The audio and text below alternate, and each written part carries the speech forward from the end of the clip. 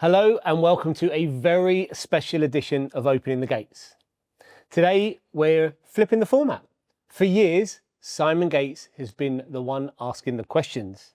Well, we know he's interviewed world-class agents, performance psychologists, politicians, elite sporting minds and industry leaders, extracting insight, challenging thinking and translating it into something estate agents can actually use. He's built a reputation for standards, championing data-driven growth, calling out weak thinking and pushing agents to execute rather than just consume.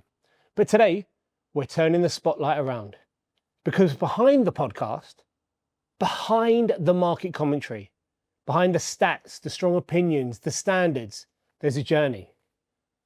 There were early doubts, there were formative experiences, there were risks taken, there were setbacks, and of course, defining moments. I don't think we've ever properly explored the man behind the message. So today is about celebrating the journey, challenging the philosophy, uncovering what Simon doesn't normally say, and understanding what shaped him into who he is today. Simon, welcome to your podcast. Thank you very much. We should stop there. What an intro. Happy with that? Yeah, very good. Very good. That £10 you gave me absolutely works. Look, I feel very privileged to be the person that gets to have this conversation with you. You're the second most liked, known, respected, person in agency. Who's first? If you need to, come on, Simon, you're better than that. But no, in seriousness, you are, for me, you're one of the best operators. You're one of the good guys. You really care about standards and people and doing this thing right. And so let's start with a big open question. Why are you so passionate about this? I've thought about this a lot recently, and it makes me think of Simon Sinek and start with why.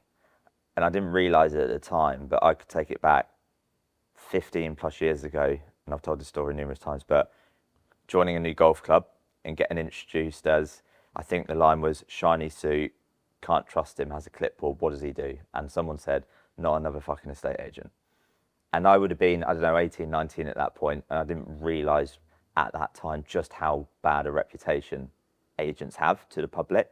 And weirdly, I was actually sat yesterday working on my laptop. I had AirPods in, and I was actually eavesdropping on a conversation next to me, two ladies over coffee slagging off estate agents.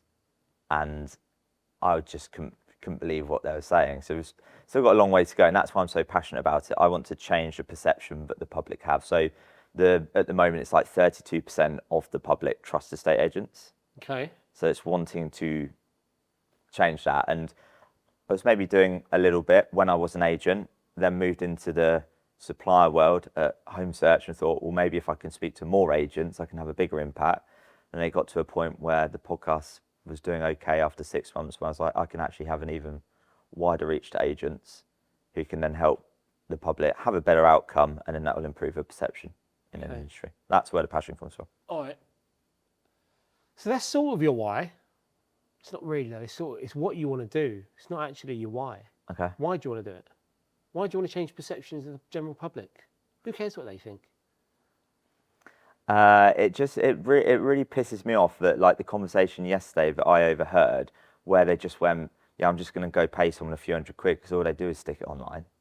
But you and I and all the agents listening to this know that that is the case for some agents, of course, but perhaps in the echo chamber we're in, that's definitely not the case. We know how much work goes into it behind the scenes. And I want the public to go away, and if they've paid an estate agent, whether it's 3, 5, 10, 20, 50 grand, to go, do you know what, money well fucking spent, not going, oh, all they did was stick it on Rightmove and I paid them 10 grand for the privilege. You know I'm going to keep asking this question. So why though? Why are you taking it so personally? Where are you going with this? I'm not taking it personally. I just think estate agents get such a bad rep. And I think it used to frustrate me any conversation, wedding, funeral, birthday parties, they find out you're an agent after they've asked how's the market, because they always ask that, don't they? You know what? I don't know if that's an urban myth, because I've been an agent for 20 years, And I mean, firstly, I don't go to many dinner parties. I think that's just. I think people that say popular. that. Not that posh, you know, dinner parties. But I don't know. What the question I always get asked as an agent is, "How's business?" Which I guess is sort of the same thing. Are you From busy? other agents or the No, public? no. I guess from sort of friends and family more. And I think the how's the market question is not as common as we all like to say when we're on camera. But okay, let's go back to this is me asking you questions. So you take it personally that agents are not well regarded. I've got a lot of respect for that. I remember the first ever Fine and Country conference I attended, which would have been 5 or 6 years ago, and I instantly gained a man crush for someone that I was meeting for the first time. Lots of people know him, Jonathan Hanford, really good guy, a bit of a brand ambassador for Fine and Country, been an agent for about 20 years as well, and I think is an ambassador for great agency, does it properly, proper integrity, best result for the client, most important thing. And he stepped out on stage and he said his opening gambit was, "I'm an estate agent and I'm really proud of what I do." And I was like, holy shit, that's my huckleberry right there. Good for him, because up until that, you know, you'd go to a dinner party and people would say, "What do you do?" And I'd think about telling them I was a traffic warden, you know, because you know you'd be more liked than the estate agent. So look, I get it. Let's go back to your childhood. Okay. Yeah. Give us an insight into baby Gates and young Simon Gates at school. What sort of kid were you growing up? What shaped the man you are today? What shaped me? I was that kid at school that when my parents go to parents' evening or the school report would come out at the end of term, it would be lots of potential, could try harder. Okay. And I was the kind of kid at school, I don't know if this would happen in all schools, but when it would come to English, and a lesson in my younger years would have been someone would read from a book, a Roald Dahl book, let's say. And it'd be like, right, who wants to read? And I would always put my hand up. And I'd be like, gosh, I'm so passionate about reading. I wanted to be the first person to read because I knew that once my bit of reading was out of the way, I could just stare out of a window. Rather than get caught out in terms of going, "Simon, it's your turn to read." And they go, "You don't know what page we're on, do you?" I go, "No, I haven't got a clue because I've been staring out of a window daydreaming." So that's part of it. And then played a lot of sport as a kid. Okay. Football, rugby, cricket, golf were my sports. And my mum and dad took me everywhere doing that. And I think that kind of sport has translated into business. I'm obsessed with the high performance when it comes to sport. As you know, I go and see a lot of these kind of exports when I go and speak. And it's so transferable from, you know, high performance sport going into business. So your journey, lots of potential, could try harder, could probably be the tattoo most estate agents have as kids growing up. I see a lot of what you just, you know, I hear the similarities in my experience. Why is it that so many of us started life in that way and then found ourselves in a career that requires insane amounts of effort to be successful? What a question. I think looking back, the subjects didn't interest me, let's say. So it's finding your calling on that. And when I was younger, I loved, on a computer, I'd play things like Sims, and I used to like building the house. And then once the house was built, I'd be like, "I'm bored now." And then I'd watch property programs, whatever it was, Escape to the Country, location. So I was really interested in property there. Sorry, were you watching Escape to the Country as a child? It'd like be on TV, yeah. It'd be like that is a clip, guys. We've just got there. I don't understand what's bad with that. Yeah, Escape to the Country. Nothing wrong with that. Okay. Yeah, with my slippers on and a pipe, with the fire on. Yeah, no, I was watching property programs. I think I probably wanted to actually. I've never thought of it like this. I think I would have liked to have been a property developer, but I'm fucking clueless when it comes to DIY and that sort of stuff. So that would never have worked. Okay. So what's the second thing from that is rather than like develop them, sell them. Okay. So I think Can you look back on a time where you started to develop a passion for property? Can you picture that, or is that too difficult? yeah. So my godfather, who owns the estate agency where I worked, and he gave me my first job. He was, well, still is a property developer as well. So I remember I was best friends with his son growing up, and I remember that he'd like drive us around the building sites of I've just purchased this land so I would see this is a land, and then I'd see it going up, and then I'd see him sell it. I'd see it as a show home. So I'd seen that whole journey of purchasing the land, and I used to hear him on the phone, wheeler dealer, doing deals left, right, and centre. So it was from early childhood where I wanted to do it, and he is my godfather, and I idolised him as a kid. But my parents said, "Do not go into business with that man." Oh, really? I was like, "That's interesting because he's my godfather." Yeah, but we didn't anticipate you going to business with him. And going back to something earlier about the trust level, and you said about traffic warden. When I was 16, so summer of 2007, I was obsessed with wanting to be an estate agent. Okay. And that summer, I did work experience in the Houses of Parliament for Farrers, who are the royal family's law firm. Might be quite busy at the moment. On that. And then I did estate agency. And my parents took me down the pub for some dinner at the end of that month or whatever it was. What do you want to do then? Do you want to go into politics? Do you want to go into law? No, still want to be an estate agent. And they told that, I say force, they didn't force, but they forced me to go do my A-levels because they said, what if estate agency doesn't work out? Okay. You might go do it at 16, you're a kid. You might hate it day one, and then what you can do. So I went and did my A-levels, but I was never there because every afternoon I was in the estate agency working, learning the craft. So weekends and afternoons and weekends doing that. So yeah, I was obsessed with it from 16. Tell me about your parents, really briefly. Just give them some airtime. What have you learned from your parents? What did they instill in you? How have they helped shape the man you are today? Go back to a point I said earlier about taking me everywhere when it comes to football, cricket, rugby, golf. They would be there, rain or shine, on the sidelines.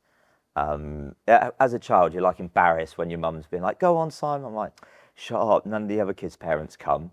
But in hindsight, I go, "God, you're the only parents who are there week in, week out." And then they're always there to drop me off at school, pick me up, even though they work really, really hard. My dad would be out in the evenings working, but he'd always pick me up from football training or something, or he'd come watch my cricket matches even after a long day. So that support had been amazing from an early age. And then what else? They had no background in property at all? No. So my dad was a pig farmer. Okay. And then my granddad, actually, I've never thought of this. So my granddad retired. He was like the Jeremy Clarkson back in the 60s. He retired and went, "I'm going to buy a pig farm." Okay, nice. Bought a pig farm, had that from 66, I think the late 80s. He sold the farmhouse and then developed 3 barns. Okay. I've never actually thought about that until I've just said it out loud. Welcome to my podcast. What an interviewer. So he developed 3 barns, one of which my parents live in now and I grew up in. Okay. And the other 2 barns converted, sold them. And my dad's gone, "Well, hang on a minute. I've gone to agricultural college. I'm a pig farmer. What am I going to do now?" I think he had a few different jobs, door-to-door sales, whatever. And then he worked in financial services for a long time. And then, to cut a very, very long story short, in 2005, he helped get the local member of parliament for Milton Keynes get elected. And he did such a good job that MP said to him, "Do you want a job?" So then from 2005 until 2024, he was a constituency case manager in Milton Keynes. And he would have taken a big pay cut going from financial services to that. But I'm just saying that out loud because he followed something he was very passionate about, which again, what we're talking about of that passion. So I think probably looking, again, not thought about it like this, but a few years ago, it was very nerve-wracking to quit estate agency to go to home search, then nerve-wracking to quit home search, do this. But I guess indirectly, it's kind of seeing my dad do that. And then my mum works in a hospice, so she cares for people at end of life. And that's something she went into, I don't know, about 20 years ago. And they're very passionate about their fields. Good for them. And I think that's rubbed off on me. Good. So let me take it back to something you said, or we discussed a moment ago, and that was school life. What you said really resonated with me. Plenty of ability, must try harder.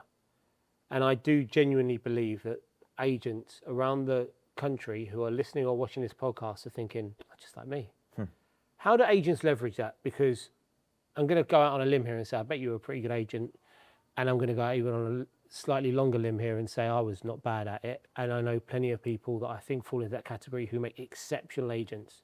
What advice do you give to agents listening to this to take advantage of the fact that we know this profile fits and we know recruitment in a estate agency is challenging, extraordinarily challenging? How can agents use this information to bring great candidates or great talent into their business? Interesting question. And everywhere I go, every single day, agents are complaining about finding good people and retaining them.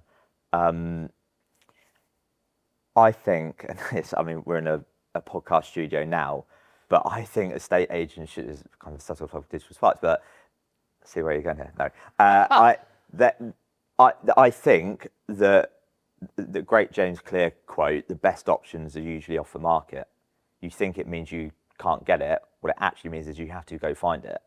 And I think that if you're trying to get someone into your business when there's already a hole in the business, you're struggling, you're behind. Paul Barber, who is, I believe, still the CEO of Brighton Football Club, I heard him speak a few years ago, and someone asked him a question along the lines of, how do you keep doing it, Paul? You keep plucking these players out of thin air for £1 million, have a couple of great seasons, then you go sell them for 50 million quid. Now, his answer to that was, well, that's one part of it. The other part is, how do we keep finding these players at the value and not paying an overinflated price? And what he meant by that was, when other clubs know you've just sold, let's say, Alexi McAllister for 50 million quid, surely they're going, well, the guy you want to buy off me for £1 million, I'm going to call it 10 million because I know you've got 50 million in your back pocket right now. They were finding that replacement 6 months in advance. So in the January window, they've gone and signed someone, put him back on loan to that club, and then they go and get that guy once they've got McAllister's money in the back pocket. Just rinse and repeat, rinse and repeat. So from an estate agency perspective, for me, if I was a practicing estate agent today, I'd be putting so much content out online of what it looks like to be an estate agent, like how much fun it is, but hard work as well, but the enjoyment you get and the rewards from it. And I think in doing that, you will attract the right people. If I was an agent working in Newport Pagnell now, and I'm working in an estate agent where, you know, they've still got paper window cards and they're not doing social media, and I sort of look out the window and the agents across the road they're filming content, I'm like, I want a bit of that. I want to be part of that. I'm going to reach out to that estate agent and go, have you got any jobs going? That's probably a very, very long I think what you're saying is make yourself attractive. Yeah. Before, at all times, when's the best time to plant a tree? 20 years ago. And be the good that you want to see in others. Okay, nicely put. Quite deep. Peter Knight said something to me once, years and years ago, and to be fair to Peter, this particular piece, he was ahead of his time. He described social media as your shop window for your next generation of team members.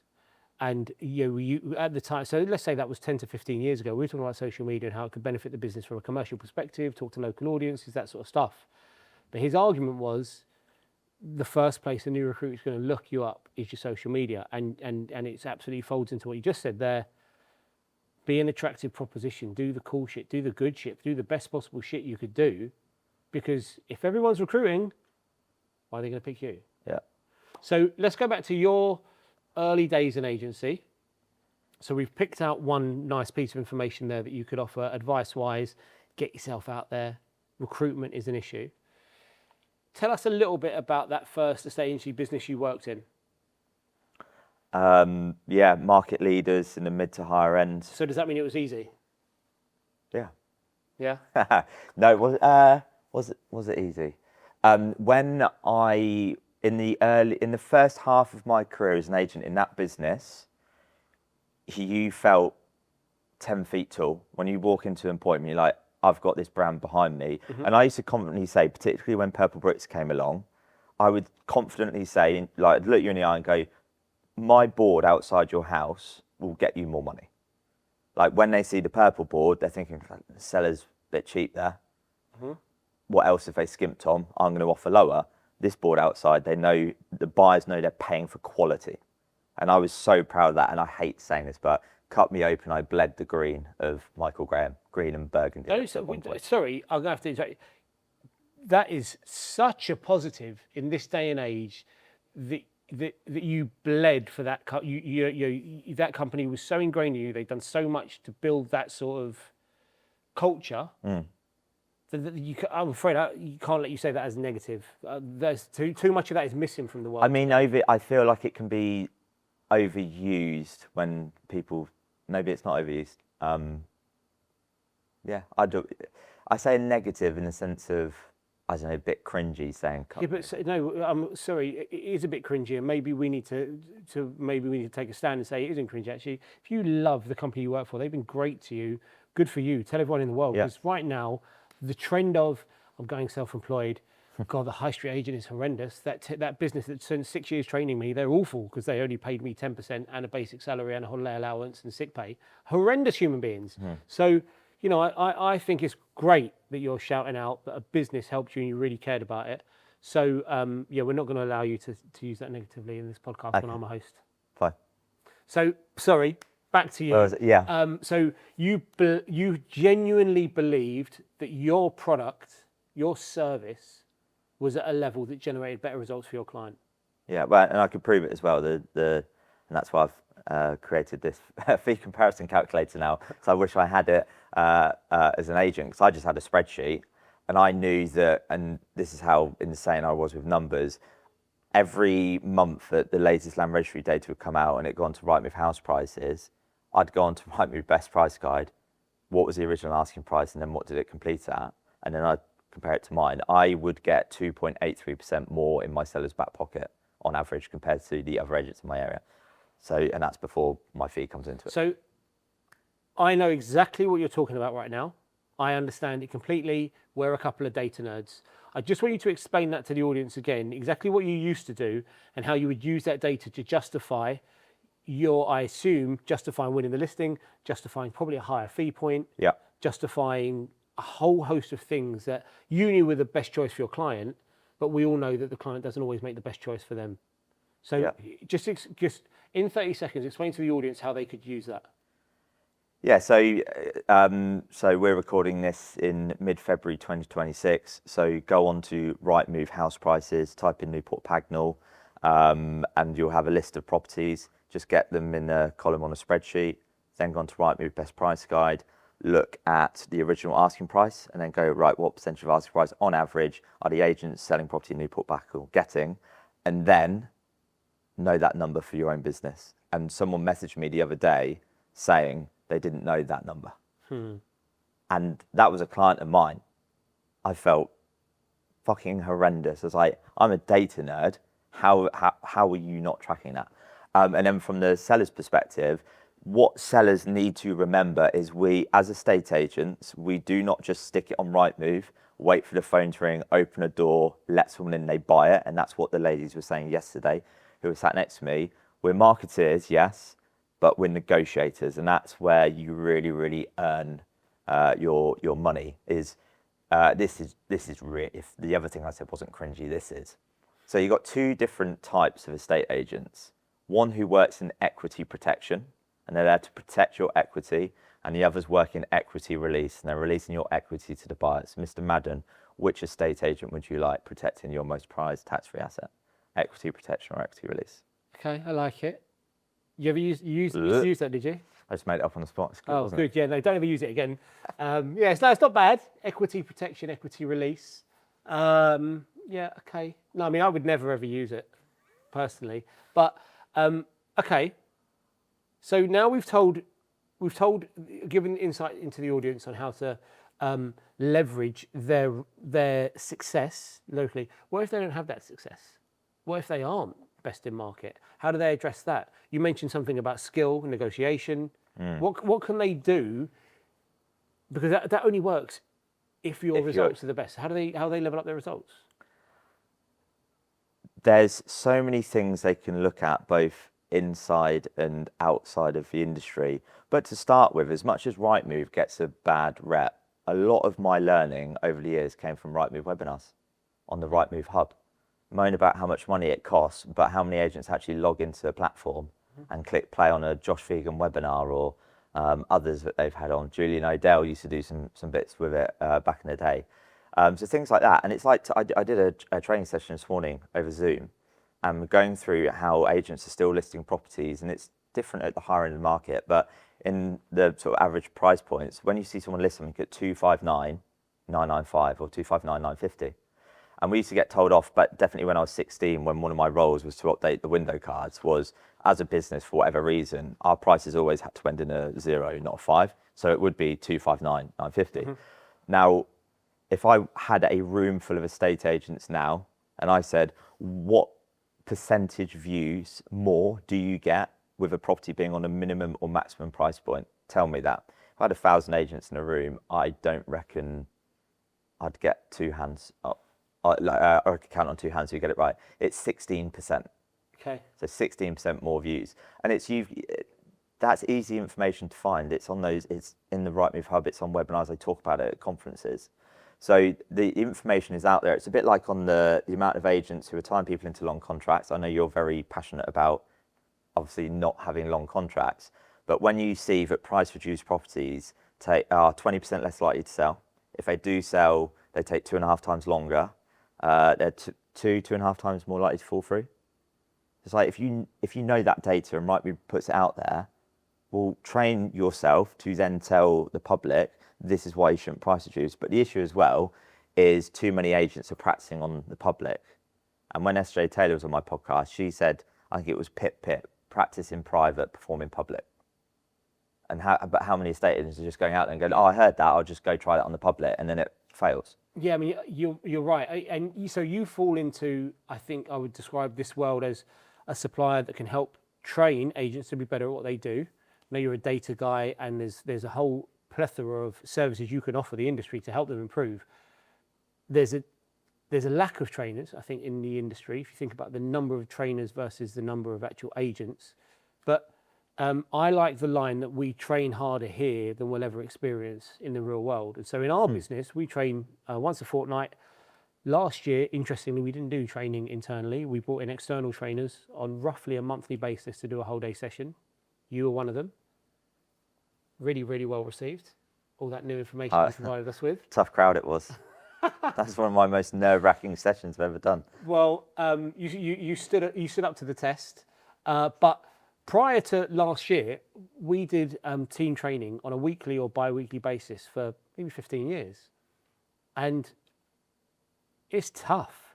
Like, I'm talking, I think you have to have psychological safety. You have to have that feeling that I'm completely safe in this environment. There might be a bit of back and forth. There might be a bit of abuse. There might be a bit of banter. Because it needs to be, there needs to be that feeling that if I put someone on the spot and want to do a role play, that they're not embarrassed by the room. But the role plays they have to work through are so challenging that I think when they do get out with a client, they're not practicing. They're ready to deliver. But how do agents give some advice? How can agents structure this training in? What if they're in the self-employed space where they're not maybe working with the team very often? So right, a couple of things on what you'd said. I think you guys are a prime example of what's the saying, sweat more in practice, bleed less in battle. And don't practice so you get it right, practice until you can't get it wrong. I think comes to mind with what you were saying there. In terms of agents, I hear a lot of them moan about lack of time, which I think is a bullshit excuse. Particularly when you're an agent, when you spend so much time in your car. All these free podcasts, you don't need to go pay thousands and thousands of pounds. You know, it's not hard. There's so many industry podcasts. Too many, some might say. Yeah, and some of it is a lot of waffle. And whilst I appreciate that we're kind of talking through, you know, my journey of where I am today, for me, the reason I started my podcast a few years ago was when I listen to an industry podcast, I'm not really interested about to tell me like, you fell into a estate agency by accident? Oh, don't we all? Oh, it's because they offered a company car, and then I went from neg to senior neg value manager, whatever. I'm pressing play on a podcast because I want to be educated, inspired, entertained. I don't really need to hear someone's story because it's kind of the same thing over and over. So yeah, I think there's loads of easy resources out there. And in terms, just to give you a quick example on this of agents not having time, a line I always use is, how annoying is it when viewers turn up late, particularly when they have a Starbucks in their hand? Oh, God, it's so fucking annoying, isn't it? What do you do in that 5-10 minutes when someone's turning up late? I just scroll on my phone. Okay, could you have listened to a podcast? Could you have read a chapter of a book? Mm-hmm. Could you have gone through some notes or something? And how many training sessions have you and I been to where agents in that room will make loads of notes, it will go in the filing cabinet, and then they'll never see it again? Yeah, the lack of action. But, to be fair to agents, I think that's a societal thing, as opposed to a estate agent, take notes, don't take action, or they've got 5 minutes. I think some of it comes from passion. You're very passionate. If you get a spare 5 minutes, you're going to squeeze something good into that. I try to do the same. This podcast, for instance, I wouldn't say I prepped for it in the 30-minute drive on the way here, but, take advantage of 30 minutes you've got in the car to do your research and squeeze something out of every opportunity. Let's go back to your advice in agency before we, because I want to get onto the topic of the podcast and why you started the podcast and the journey you've been on, because you just mentioned that. But just before we do, agency when you first started versus agency where it is now, what are the key differences you see that are maybe both beneficial or maybe acting as a bit of a hindrance now? So I think this is, it's the word oxymoron. Do you know that word? Yeah, I do know. Yeah, I mean, you're using the word moron and looking at me like that's a moron. Oxymoron. You moron. I say it because I think, I failed English literature at school, so this is why I'm not sure if it's the right word. Is oxymoron where two words in the same sentence are opposites? I think what I'm hopefully going to say is kind of an oxymoron, I think, in that, so my early days of agency, the manager walks into the office and goes, 3-bed semi, Goldsmith Drive, come on the market, punt it out. And I'm like, okay, great. Like, what are the owners called? Where are they going? Fucking get on the phone, bring it out. I need 5 viewings this Saturday. Yes, sir, let's go. Whereas towards the end of my time as an agent, and I see it with a lot of agents now, it's we'll stick it on Rightmove and we'll wait for the phone to ring. Why would I go ring loads of people? But that's then, you've not tested the market. You've not sweated, if that's a word, sweated the asset. Like you should launch it to market. Like someone launches a new movie, right? Leonardo DiCaprio doesn't sit in his mansion in LA and wait for the money to come in. He does the red carpets all around the world. He goes on a Graham Norton show or whatever it is.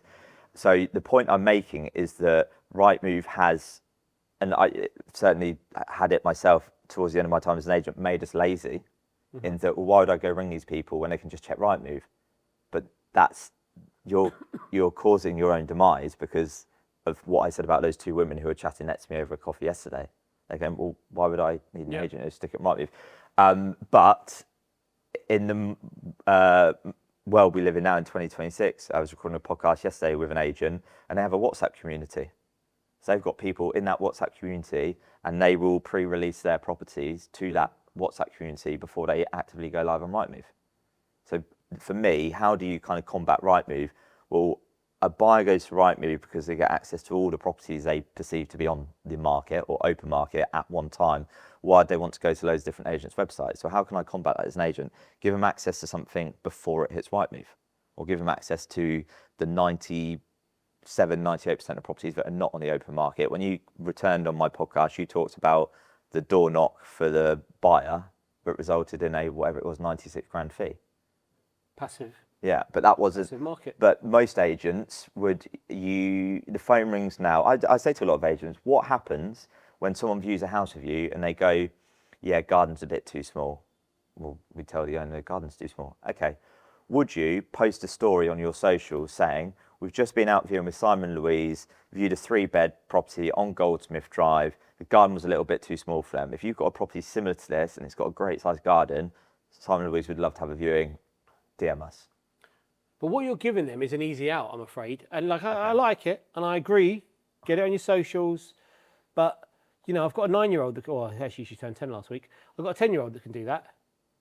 Anyone with a phone can do that.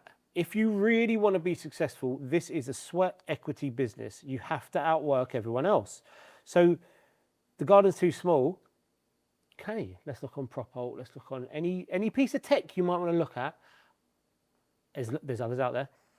And in the immediate road surrounding, bigger garden, bigger garden, bigger garden. Going to go knock on that door and have a conversation. Yeah. That, I'm afraid, is if you really want to do great things, and we talk about that stuff all the time, social media is an amplifier. Video is an amplifier. Yeah. Once you've done great work, send you to the moon and back. But between now and then, knock on the frickin' door. Yeah. Do some business. Yeah, couldn't have put it better myself. I was getting onto that, but Were you? 100% I was. Yeah, but you said it a lot better than I ever could. To be fair, you've got to find an excuse to meet the neighbours. So I was doing a training session this morning, and chose a random street in Newport Pagnell, and I said, let's pretend I'm going out to appraise a property on this street today, and I clicked on 2 properties and went, look at these 2. They've both withdrawn from the market. Knocking on a door. Hi, my name's Simon from Michael Graham. I'm appraising your neighbour's property down the road, and whilst doing my research, I couldn't help but notice from the market last year. Have you still got an appetite to move if I could get you a good price? Boom. And then on that same street, there was an EPC done last summer, and on the EPC, so there's an alternative EPC register that you can go to, and it tells you why the EPC was done, and it says marketed for sale. It never hit a portal. I looked at it on the call and went, if I'm an estate agent at Newport Pagnell, I'm going to go knock on that door. Mm-hmm. Couldn't help but notice you had an EPC done last summer, but you never hit the market. You're still thinking about moving. Yeah. And what probably happens is, the classic British thing is, my house will sell in a week, so I don't want to put it on until I find somewhere. And this is from Property Academy research. 76% of sellers don't list their home until they find somewhere. Mm-hmm. So a couple of ways of looking at this. One, too many estate agents, in my opinion, will go out saying, free valuation, we need more houses sell. What that story told on my podcast of, well, we had a buyer, let's go find them something. And then that buyer's probably going to have a house to sell, you chain bill, you know the score. With the buyers the owner of that particular property, what's probably happened is they found somewhere they loved. They've then gone to put theirs on the market, but they've lost out to someone else because they're already sold, and they've gone, well, there's no point in going to market. And then there's a property sat there redundant, and the estate agent has probably just gone, yeah, we'll let you know if something else comes up. Whereas to your point, various different platforms you can use, you can go on social media, you can door knock. It should be right, what is it you're looking for? Let's go find it for you. Yep. Yeah, it's what agency used to be. Build business. And that was the point I was trying to get to, in terms of going back to 2007, when the manager walks in the office and says, punt it out. And like, well, what even is it? Where are they going? Don't care, just get viewings. That just knowing belligerence. Yeah, and knowing your buyers. So again, this is scary when you are going to an agent. It's like, who's your top 5 buyers? If you had the house for them, who are buying property this week? They're like, you should know that. And so my question was, difference between now and then. Rightmove is where we've landed, and it's made us lazy. From a consumer perspective, it is a great tool. It's fantastic. It's user friendly. It does, in theory, or at least their perception is, it gives them access to what they perceive to be the market. But you're absolutely right. Let me give you a real quick anecdote. This is a live anecdote. Viewing properties last week, I was on a Saturday, got an automated response. What did you think of the viewing? I hadn't seen this one before. I didn't recognise the tech. I'll have a little play on this. Yeah, I'll respond. Yeah, I like it. I'll make X offer based on blah blah blah blah blah. These are the terms of my offer. Figure I'll get a call back in 20 minutes that I'm making an offer. Nothing on Saturday. Okay, maybe they're busy with viewings. I get it. It happens. It's life. So Monday, I've got to be the first call. I'm ready to do business. I'm getting a call on Monday. No call on Monday at all, and I realised at sort of 6 p.m. that they haven't called me. I'm busy, but I'm busy as a consumer. They should be busy trying to take my money off me. Yeah. But okay, fine. So Tuesday morning I call. They're not there to take my call. They'll call back. To be fair, they called back in 20 minutes. So I said, I just want to check, did you get my email yesterday and the automation that I sent you on Saturday? No. What? You didn't get an email and you haven't seen that I'm ready to make an offer on your piece of tech? No, you know what? Maybe you went into junk and the tech, we don't get a notification when someone completes it. I'm like, come on. You're not checking it. You're not checking it. Like, what's the point of sending it out? But okay, fine. So she opens it up. She reads my email, my note. Doesn't qualify me. Doesn't go for any details. Nothing. Doesn't even, like, she's reading it almost in her head, that sort of murmuring reading. And then says, all right, well, I'll give you a call back. It's now Friday. They haven't given me a call back. Yeah. It's a good offer. I've got nothing. That, unfortunately, is typical of the standard that consumers are going to experience. I'm not saying that's everyone, because I know my own business and I know loads of great agents. But when that is available, that's what we're being judged on. And goes all the way back to the start of why we have the public have such a low regard, because that is 95% of the industry. So we're in an echo chamber, and the people listening to this will be in that echo chamber who are like, Ben's bullshit and that can't happen. Yeah. But it does. Yeah, just and every time, I imagine anyone listening to this who is a good agent, anytime you ever tried to buy a property, maybe you rented a property, I guarantee you've experienced it. It might have just been a little while since you've had to experience. You forgot that's what the world's like out there. So for me, it's a double-edged sword. It's an absolute nightmare, and it's a massive opportunity because the best agents stand out and do wonderful things. But let's get back to you and this. I want to move on to this podcast. Mm-hmm. Why does this podcast exist? Is this just your way of getting your voice out there, creating opportunities for you? Or is there something deeper about this? Have you not seen the thing online where they say when you get to a midlife crisis and you might start a podcast or do a marathon, high rocks, start paddle or something? And I wasn't into any of that. Last night you texted me saying, I want to start a game of paddle. I do like paddle, actually, to be fair. I do like paddle. Why did I start it? Because I was listening to other podcasts, both inside and outside the industry, and going back to the point I made earlier, I kind of felt like it was people just telling their story, which sometimes can be inspiring. But I wanted to come away from listening to a podcast and go, what can I immediately go in action if I was an agent and go and pick up more business? And that's why I created it. And it was a hobby. So we was recording it before and after work. There was no intention with it whatsoever. Maybe from a commercial point of view, the whole Daniel Priestley, key person of influence, I'd seen how building a brand on social media had helped me open the gates to business for home search. I was like, well, it's working on LinkedIn, it's working on Facebook. Sam Hunter's done very well with a podcast. He told me to do it. And one day I was sat in my garden drinking a cider, and within 2 minutes I had a name. I'd recorded a trailer intro, and I had my first guest lined up. And so there's no doubt that it's a roaring success. In my opinion, it's the second best property-related podcast in the industry. But that's quite the accolade. So you're saying it's ahead of the Women in Estate Agency podcast? Is that what you? Well, I didn't tell you what number one is, and so I don't want to get into that subject right now. But actually, how do agents look at the success you've had with this podcast and leverage it locally for themselves? Is there an opportunity for them to do something like this themselves? Yeah, if I was an estate agent again tomorrow in Newport Pagnell, I'd be doing so much local content from, I know it's out there a lot, but interviewing local businesses. But then I would if I can, have a podcast studio in my office. And I can see some agents are starting to do that. And other podcast studios are available if you need to hire. Yep.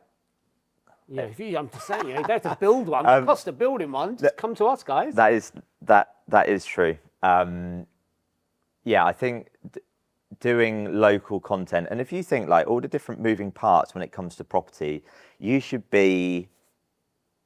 I feel like an estate agent is like the local tourist board should be. Okay. Like people walk into our office, they'd use our printer.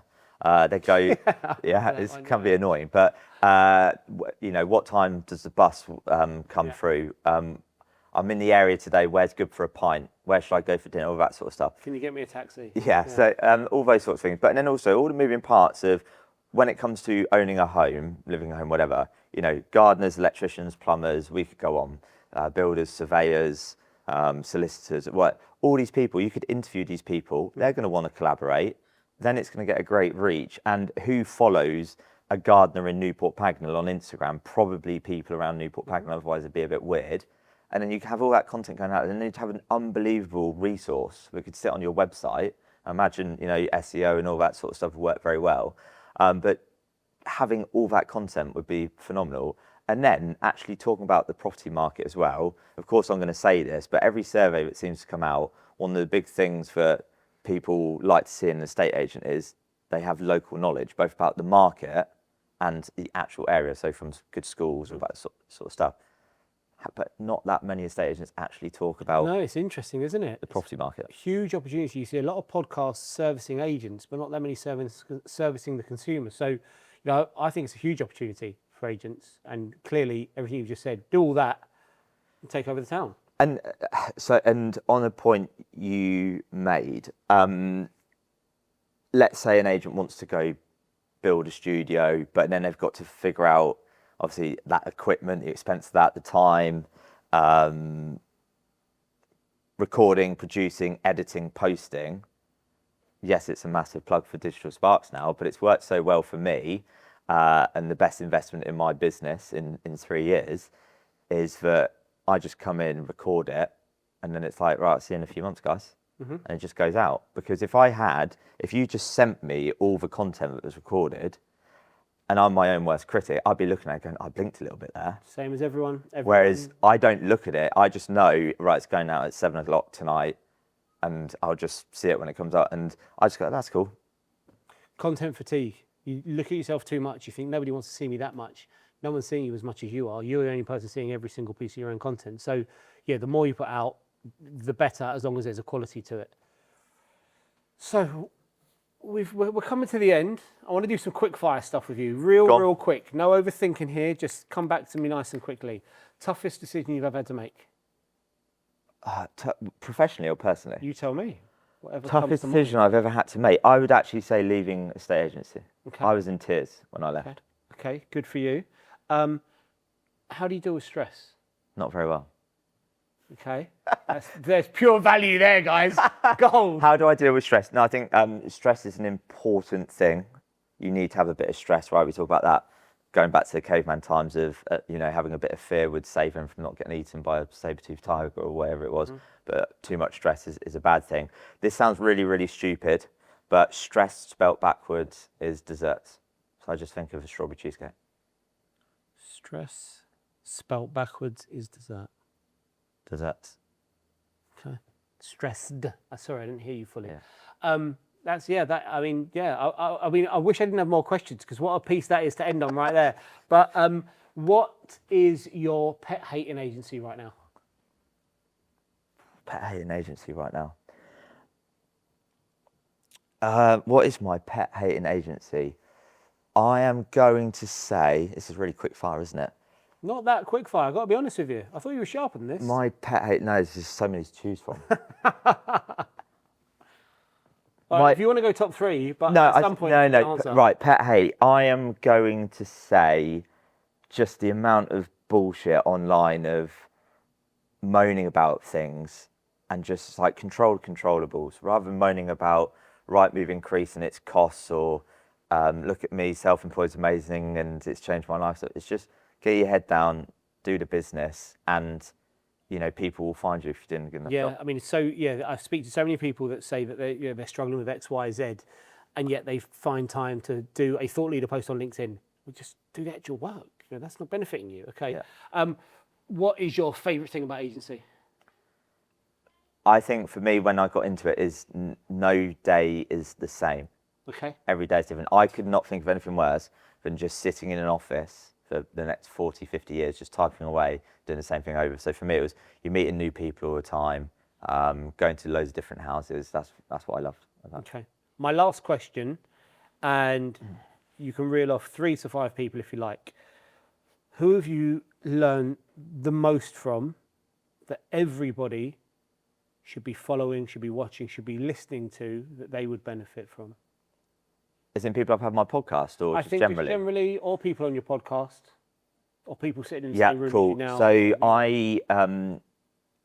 I always say Daniel Priestley. Read Right. all his books, gone to see him multiple times, and I've built my business off the back of just rip off and duplicate what Good, he says. yeah. And when I met him very quickly, I said to him, "I've ripped off everything you said, and it's worked really well." He's like, "Dude, you've not ripped it off. Like that's the whole point of a book." Mm-hmm. He said, "But you're in that 1% who's actually done it. Mm-hmm. Most people don't read the book. Some people read the book. No one actually actions the thing." So Daniel Priestley, Alex Hormozy. Yeah, And great. if you think like unbelievable advice, but also relentless when it comes to content. He is just on another level Yeah. for me. His ability to produce fantastic value in every piece of content, phenomenal. He makes you look tiny as well. Yeah, I mean, yeah, I think he looks bigger on screen, but go on.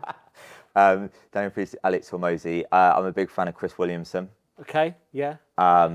So been to see him speak live as well, and that was very, very good. And then from an estate agency perspective,